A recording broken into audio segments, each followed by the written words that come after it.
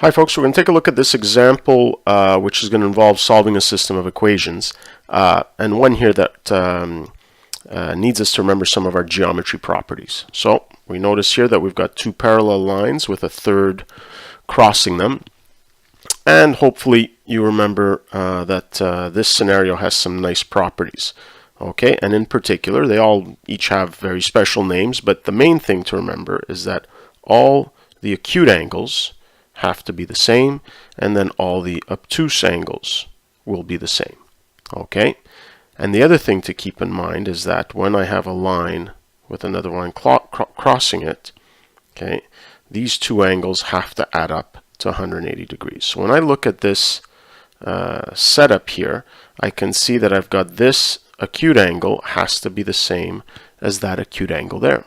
So that allows me to write an equation. So 2x minus y has to be equal to 58 degrees. And there you go. We have one equation using the two unknowns x and y, which of course is not enough to solve this problem. We're going to need a second equation. But I see here 3x plus 2y just represents the obtuse angle. And the obtuse angle here is just going to be 180 minus 58. Okay. And so here you calculate that and you realize that that's going to be, looks like that's going to be 122 degrees.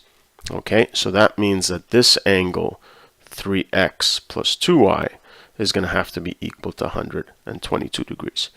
And lo and behold, we've set up a system of equations. Okay, so let's get started on solving that. Now I do notice here that this y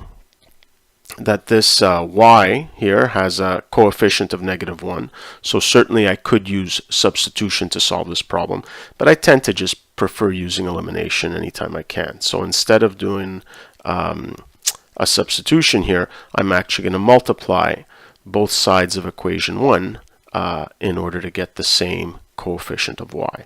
So here I'm going to do 2 times equation 1, and we're going to end up with, well, 2 times 2 is 4x, 2 times -1 is -2y, and here 2 times 58, well, 2 times 50 is 100, 2 times 8 is 16, so 116.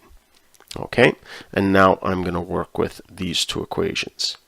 Now here, the coefficients to the y's have opposite signs to each other. Okay, so this is why I'm going to add these two equations, because if I add two opposite numbers, I get 0. So here we have 3x plus 4x is 7x. 2y plus -2y is just 0. And so here I have to add these two. So what does that give me? 8, 3, 2.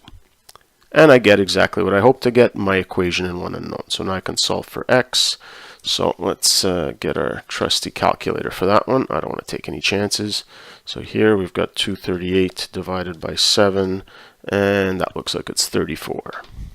Okay, so we found our x value of 34, and now I need to find my y value, and clearly that's the easiest equation. So I'm going to take equation 1, and I've got 2 times x, which I now know is 34, minus y equals 58. So what I'll do is I'll bring the minus y to the other side to get just y on its own, and this is going to be 2 times 34 minus 58. So y is equal to, and again I think just to make sure I'll use my calculator, 2 times 34, okay, minus 58 is equal to 10. Okay, so there we have it. We've determined the values of x and y. Let's just do a quick recap here. So number 1, realize that we're going to be working with some geometry, and we're going to be working with the fact that these lines are parallel. Okay, so we use the parallel line principle. It says all the acute angles have to be the same, all the obtuse angles have to be the same, and two angles that create a line add up to 180. So using those geometric properties, I was able to set up a system of equations, and then from there I chose to solve by elimination. Okay, that's it for this one.